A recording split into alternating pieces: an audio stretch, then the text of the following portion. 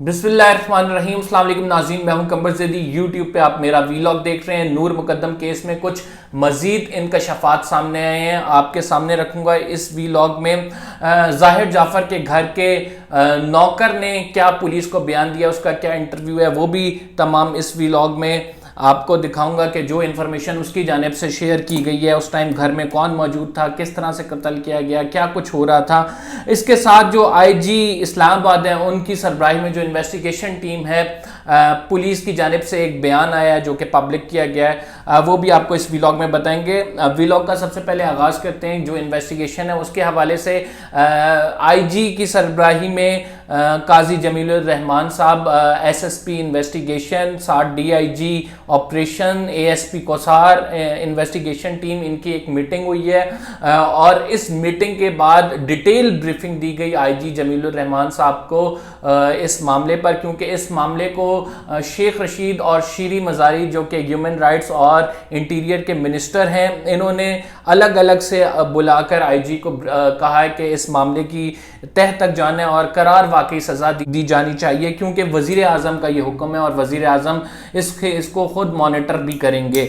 तो इसके बाद आईजी साहब ने एक जो इन्वेस्टिगेटिव टीम है उसके साथ मीटिंग बुलाई और उस मीटिंग का एजेंडा ये था कि डिटेल ब्रीफिंग दी जाए और वहाँ पे जो कुछ सब्सिक्वेंट डेवलपमेंट्स हुई हैं उसको इन्वेस्टिगेशन टीम अपने हायर अप्स के साथ डिस्कस करे, ताकि इस मामले की जामे तहकीकात के नतीजे में मुल्जिम को करार वाकई सज़ा दिलवाई जाए। सबसे पहला डिसीजन जो हुआ है जिसमें आईजी साहब ने दरख्वास्त की है अपनी इन्वेस्टिगेशन टीम को कि वजारत दाखिला को एक एप्लीकेशन लिखी जाए जिसमें कहा जाए कि मुल्जिम ज़ाहिर जाफ़र, चूंकि उसके पास यूएस नेशनलिटी है और इसके बायस उसके बाहर भागने का खदशा है, इस वजह से उसका नाम ईसीएल में डाला जाए और अगर वजारत दाखिला से ये दरख्वास्त अप्रूव होती है तो फौरी तौर पर उसका नाम ईसीएल में डाल दिया जाए। दूसरी जो इसमें मीटिंग हुई है, इसमें डिसीजन लिया गया है, उसमें बताया गया कि इंग्लैंड और अमेरिका, जहाँ पे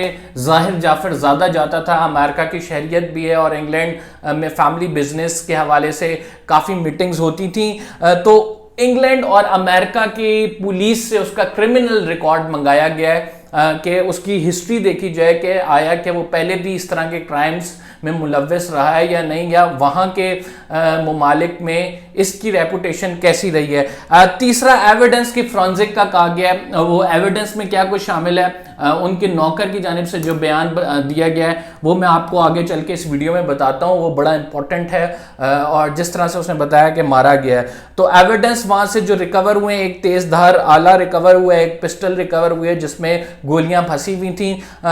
ये दोनों चीज़ें जो हैं उसके फ्रांजिक के लिए भेजा जाएगा और उस फ्रांजिक की जो रिपोर्ट आएगी वो अदालत में पेश की जाएगी। चौथा जो डिसीजन इस मीटिंग में लिया गया है वो सख्त से सख्त सजा का है और 302 के तहत इसमें पर्चा दर्ज किया गया है। एसएसपी इन्वेस्टिगेशन अताउर रहमान साहब जो हैं वो इस केस को खुद मॉनिटर कर रहे हैं और 302 के तहत नाजरीन जब किसी का के खिलाफ कत्ल का मुकदमा दर्ज होता है तो उसकी सज़ा फांसी है और उम्र कैद भी हो सकती है, डिपेंड करता है कि एविडेंस क्या कुछ है आपने जो कलेक्ट किया हुआ है। इसके साथ ऑफिशियल स्टेटमेंट एक जारी की गई है कि हम मुल्जिम को हर सूरत सज़ा दिलवाएंगे। जो चीज़ें रिकवर की गई हैं और उस बेसिस पे अदालत से 3 रोज़ा रिमांड लिया गया है। इस 3 रोज़ा रिमांड उनका जो है वो मुकम्मल हो रहा है अगले 3 दिन में और 3 दिन बाद उनको अदालत में पेश किया जाएगा, मकामी अदालत में, और फिर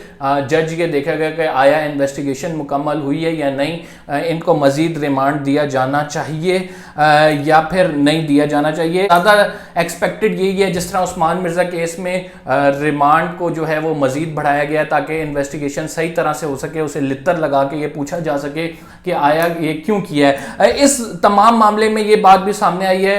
एसएसपी अताउर रहमान साहब कहते हैं कि पहले दिन जो है उसने इनकार करता रहा कि ये कत्ल उसने नहीं किया और वो अपने आप को जाहिर करता रहा कि उसकी दिमागी हालत सही नहीं है, लेकिन दूसरे दिन पुलिस के लित्तर खाने के बाद उसने एक्सेप्ट भी किया कि उसने ये कत्ल किया और अपने होशो हवास में किया है। एसएसपी इन्वेस्टिगेशन अताउर रहमान ये कहते हैं कि ये कत्ल जो हुआ है उस टाइम मुलजिम का ना ही कोई इलाज जारी था, ना ही वो उसने ड्रग्स ली हुई थी, नफ्सियाती तौर पर बिल्कुल फिट था जब उसकी जानिब से ये तमाम मामलात किए गए हैं, ये घिनौना जुर्म किया गया। तो लिहाजा हम उसे ये नहीं कह सकते कि वो मेडिकली अनफिट था। ये बड़ी इंपॉर्टेंट डेवलपमेंट है जिसकी बेसिस पे अदालत सजा का तयन करती है कि आया कोई शख्स मेडिकली अनफिट तो नहीं है, इस वजह से तो नहीं कत्ल कर दिया।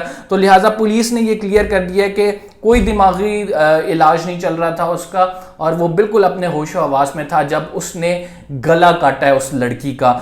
इस तमाम मामले की इत्ला नाज़रीन एक नौकर ने जो जाहिर जाफर के घर में मौजूद था उसने दी और उसने पुलिस को ये फ़ोन करके बताया कि इस तरह से घर में कत्ल हो गया और अजीब आवाज़ें आ रही हैं। जिसके बाद पुलिस आई और उस नौकर ने ये भी बताया कि सबसे पहले जो है एक कनपट्टी पे वार किया गया नूर जाफर की और उस कनपट्टी पे तेज़धार आले से जब वार किया तो आपको ज़ाहिरी बात है कि जब कोई शार्प चीज़ यहाँ पे लगे, बड़ी सेंसिटिव सी जगह है, जिसके बाद मौत वाक़ई हो जाती है। और एक दाईं तरफ पे जो है वो खंजर से वार करके चीरा गया।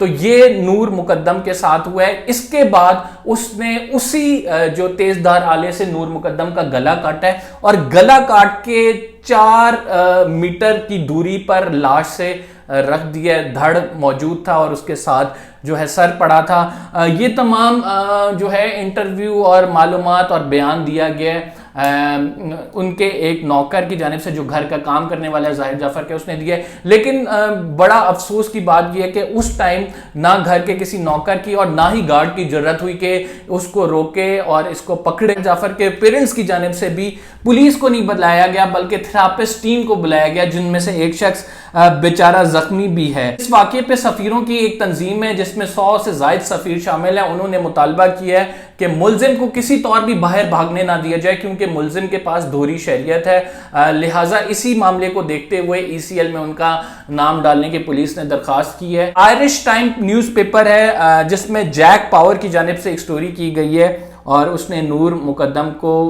जो है आप कह सकते हैं उनके मुतल्लिक लिखा है कि नूर मुकद्दम ने अपनी इब्तदाई तालीम, चूँकि उनके वालिद साहब जो हैं वो वहाँ पे आयरलैंड में तैनात थे, उस दिनों सफ़ीर थे, तो इब्तदाई तालीम उन स्कूलों में हासिल की। उनकी दोस्तों की राय उसमें लिखी है जिसमें वो बताती हैं कि नूर मुकद्दम एक बड़ी ही खूबसूरत और इसके साथ जो दिल लगाने वाली, पॉजिटिव वाइब्स रखने वाली एक खातून थी।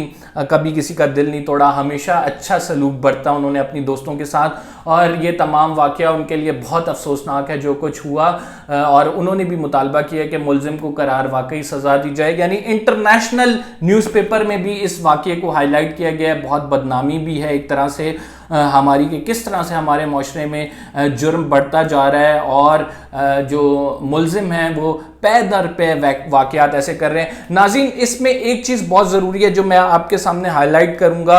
एक तो जो उनके वालिद साहब का बयान है जिसमें उन्होंने कहा कि जब वो घर गए तो उन्होंने देखा उनकी बेटी का गला कटा पड़ा था और धड़ की निशानदेही की और उन्होंने कहा कि ये धड़ मेरी बेटी का ही है और वो दफना भी दिया है। उसकी भी पिक्चर आ गई हैं, आप ये देख सकते हैं। बहुत मुश्किल है ये तमाम चीज़ें एक्सप्लेन करना, लेकिन हम जो है एक्सप्लेन आपको इस वजह से कर रहे हैं कि अगर ये एक्सप्लेन नहीं होती तो कल को माशरे में बहुत ज़्यादा जुर्म बढ़ेगा और हम खुद अपने आप को कसूरवार ठहराएंगे अगर हम इसको रिपोर्ट नहीं करते हैं। शाह हुसैन जिसने जो है खतीजा पर वार किए थे 23 बार, उसको 5 साल की सज़ा हुई थी। उस 5 साल की सज़ा में 3.5 साल उसने सज़ा पूरी की जिसके बाद उसकी अदालत से रिहा कर दिया गया था। तो ये एक वाक़या मैंने इस वजह से कोट किया है कि जब तक प्रेशर बना रहता है तब तक अदालतें जो हैं सज़ा देती हैं और उन पर अमल दरामद भी होता है और पुलिस भी उस केस में इन्वेस्टिगेशन सही करती है। उस्मान मिर्ज़ा के केस जिस तरह आप देखते रहे, कमेंट करते रहे, सिविल सोसाइटी का